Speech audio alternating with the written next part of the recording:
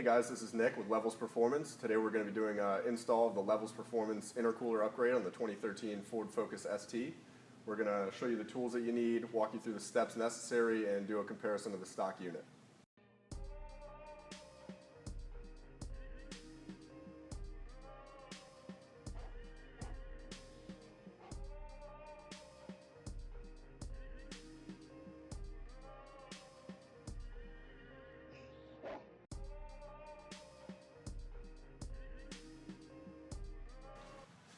Okay, so what we have here is our intercooler. Some of the differences you'll notice with ours is that the end tanks and map fitting are CNC cut. Everything is hand TIG welded.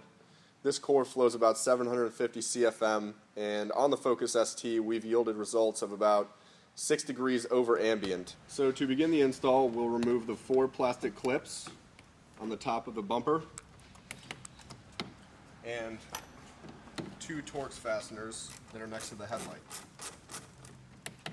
So as you remove the fasteners, we do recommend that you keep them in a pail so you don't lose them. Anything will work, Tupperware, bowl. You can find these at your local hardware store.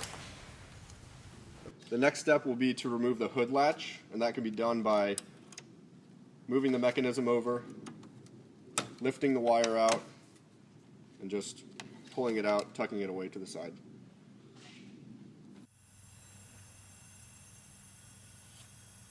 Alright, so what we're doing next is removing the fasteners within the wheel well. There are 3 torx fasteners and 1 plastic fastener. So our 3 torx fasteners, one towards the bottom, one towards the top, and then one near the edge of the bumper. And the last fastener is a plastic fastener that holds the bumper to the quarter panel.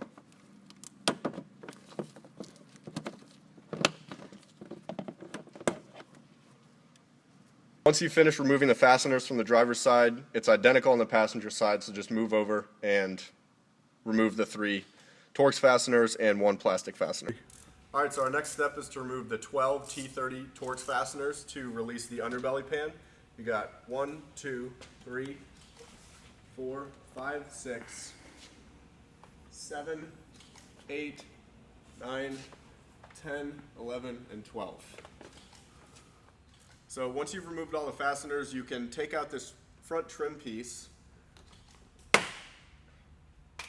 and then the under panel should slide right out. So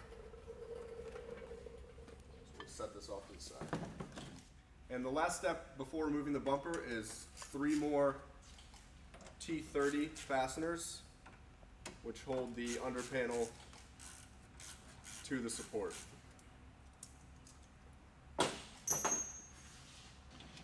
Once you've released the clips beneath the headlights, you can remove the bumper, but you want to be careful and release the fog light connector before you take the bumper out.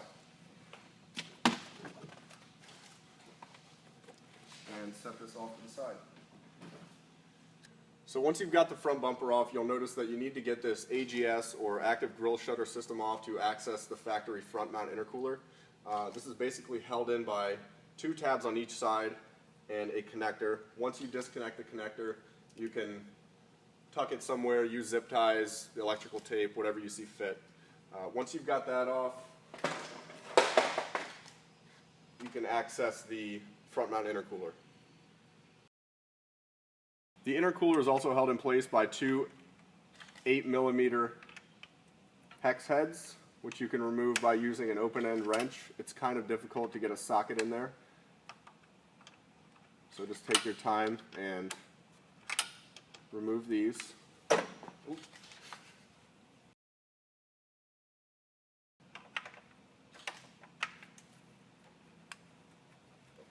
So once we've got our hose clamps and 2 8mm bolts removed, we can just pull on the intercooler. You'll probably need to give the charge pipe a little wiggle.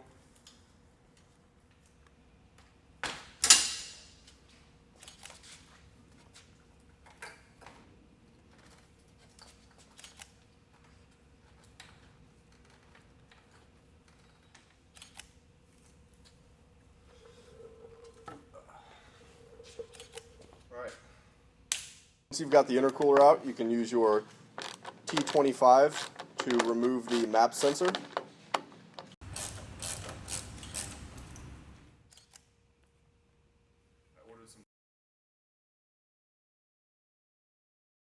So our next step will be to remove this shroud so that we can access the bumper beam to mount the new upgrade that we're installing.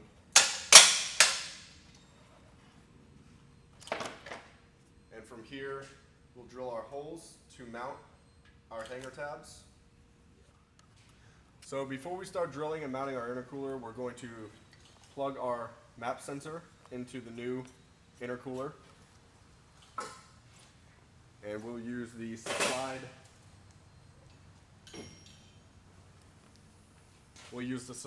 M6 bolt to fit the sensor in.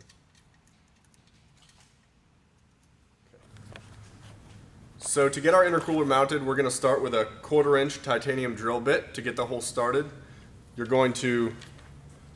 Ideally you'll have a jack stand to hold up the intercooler, and then you'll come from above and line the bit up with the hole in the bracket. So just as a tip, when you guys are drilling, ideally you'll use a titanium bit. I'm using a power drill. If you're using a battery operated drill, you'd likely set it on the slowest speed possible and press very hard. You don't want to overheat the bit or the metal. It'll just harden the metal and make the job harder on you. So take your time, drill slowly. Like I said, we're starting with a 1/4-inch bit, and then we'll step it up to the 3/8. All right, so now that we've got our holes drilled out to 3/8 inch, we're going to install our hardware using the lock washers on the back. Tighten the nuts. We're going to come over here, connect our map sensor.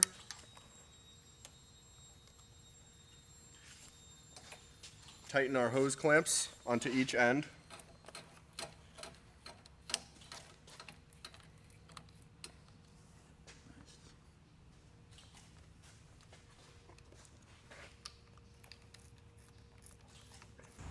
All right, so now that we've got all of our fittings connected, our hardware's in, sensors are connected, you should be complete with the installation of the intercooler. You can reverse the process to install all the panels and fasteners, and you should be complete with the job. If you don't have any complications, you should be done within an hour or so.